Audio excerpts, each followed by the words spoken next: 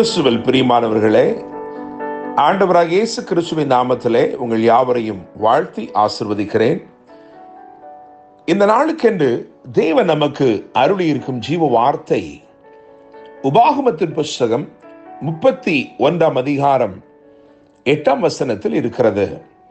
கர்த்தர் தாமே உனக்கு முன்பாக போகிறவர், அவர் உன்னோட இருப்பார், அவர் உன்னை விட்டு விலகுவதும் இல்லை, உன்னை கைவிடுவதும் இல்லை, நீ பயப்படவும் கலங்கவும் வேண்டாம் என்றார்.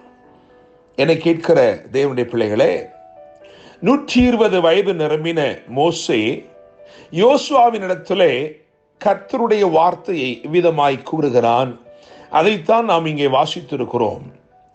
என்னை கேட்கிற தேவனுடைய பிள்ளைகளே, நான் நம்புகிறேன், விசுவாசிக்கிறேன், இந்த நாள் கர்த்தர் உங்களுக்கு முன் செல்லும் ஒரு நாளாயிருக்கிறது. இந்த நாள் உங்கள் பாதைகள் எல்லாவற்றையும் ராஜரீக பாதைகளாக தேவன் மாற்றும் ஒரு நாளாக இந்த நாள் இருக்கிறது. கர்த்தர் முன்பாக போகிறவராக இன்னைக்கு வாக்கு கொடுத்திருக்கிறார். முழு வேதத்தையும் வாசித்து பார்க்கும் பொழுது பலருக்கும் கர்த்தர் இப்படி வாக்கு கொடுத்து அவர்களுக்கு முன் சென்று அவர்கள் சூழ்நிலைகளை எல்லாம் ஆச்சரியப்படும் விதமாக மாற்றியிருக்கிறார். அவர்களை ஆசீர்வதித்திருக்கிறார், அவர்களை உயர்த்தி இருக்கிறார். இன்றைக்கு நாம் அப்படிப்பட்ட ஒரு சில உதாரணங்களை, முன் உதாரணங்களை, ஒரு சில திருஷ்டாந்தங்களை இந்த காலை வேளையிலே தியானிக்க போகிறோம். விசேஷமாக நான் ஒரு 5 காரியங்களை மாத்திரம் வேதத்திலிருந்து சீக்கிரமாய் உங்களுக்கு பகிர்ந்து கொடுக்க விரும்புகிறேன். முதலாவதாக ஆபிரகாமின் வாழ்க்கையை எடுத்து பார்க்கும் பொழுது ஆதியாகமத்தின் புஸ்தகம் 12 அதிகாரம் 1 வசனத்திலே நான் உனக்கு காண்பிக்கும் தேசத்துக்கு போ என்று எழுதியிருக்கிறது. அப்படியே புதிய ஏற்பாட்டுக்கு வந்து அப்போஸ்தலர் 7 அதிகாரம் 3 வசனத்தை வாசிக்கும் பொழுது நான் உனக்கு காண்பிக்கும் தேசத்துக்கு வா என்று எழுதியிருக்கிறது. எனவே தேவன் இங்கே ஆபிரகாமுக்கு முன் செல்வதை பார்க்கிறோம். அவர் அவனை எந்த பாதையில் போகச் சொன்னாரோ அதிலேயே அவர் முன் சென்று அவர் அவனை வரச் சொல்லுகிறதை வேதத்திலே வாசிக்கிறோம்.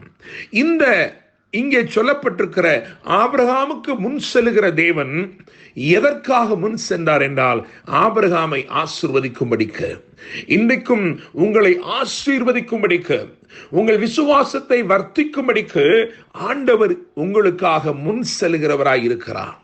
இரண்டாவதாக யோசுவாவின் புஸ்தகத்திலே யோசுவாவை குறித்து நாம் வாசிக்கிற இந்த வசனம், அதாவது உபாகமம் 31:8, அதிலேயே எழுதியிருக்கிறது, கர்த்தர் தாமே உனக்கு முன்பாக போகிறவர். என கேட்கிற தேவனுடைய பிள்ளைகளே, யோசுவாவுக்கு முன்பதாக ஆண்டவர் சென்றதை வேதம் இங்கே எழுதி வைத்திருக்கிறது. எதற்காக அவர் யோசுவாவுக்கு முன் சென்றார் என்று சொன்னால் 31 ராஜாக்களை அவன் சங்கரித்து ஜெயத்தை பெறும்படிக்கு அவனுக்கு அவர் முன் சென்றார். என கேட்கிற தேவனுடைய பிள்ளைகளே, முதலாவது உங்களை ஆசீர்வதிக்கும்படிக்கு முன் செல்லுகிற இவர் உங்களுக்கு ஜெயத்தை அருளும்படிக்கும் இந்த நாளிலே உங்களுக்கு முன் செல்கிறார். மூன்றாவதாக ஏசாயா 45 அதிகாரம் 2 வசனத்தை கவனிக்கும் பொழுது அங்கே கோரேசுக்கு ஒரு வார்த்தை சொல்லுகிறார், நான் உனக்கு முன்னே போய் கோணலானவைகளை செவ்வையாக்குகிறேன் என்று சொல்லுகிறார். என கேட்கிற தேவனுடைய பிள்ளைகளே, எதற்காக அவனுக்கு முன் சென்றார் என்றால் சகலவற்றையும் சீர்படுத்தி சிறப்பாக்கும்படிக்கு முன் சென்றார்.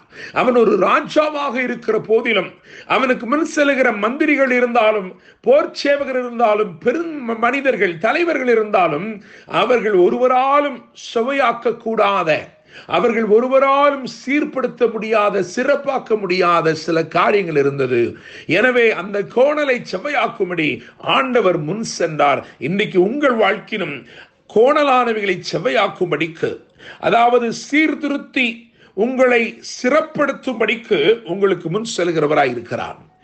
நான்காவதாக மீகா 2 அதிகாரம் 13 வசனத்திலே இஸ்ரவேலருக்கு வாக்கு கொடுக்கும் பொழுது தடைகளை நீக்கும்படி முன் செல்கிறார் என்று எழுதியிருக்கிறது.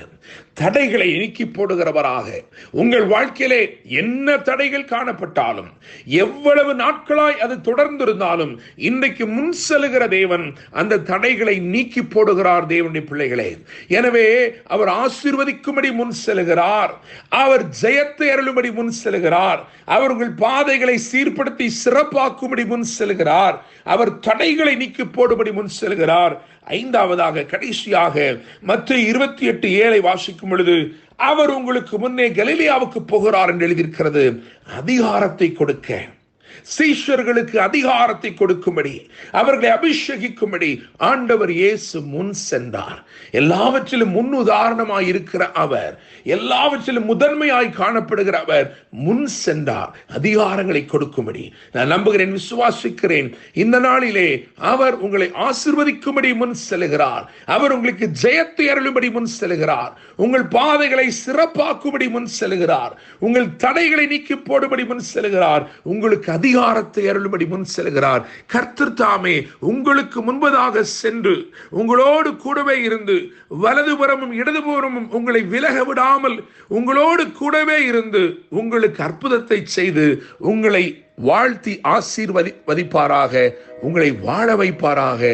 என்றும் அன்புடன் pastor Daniel Moses. God bless you.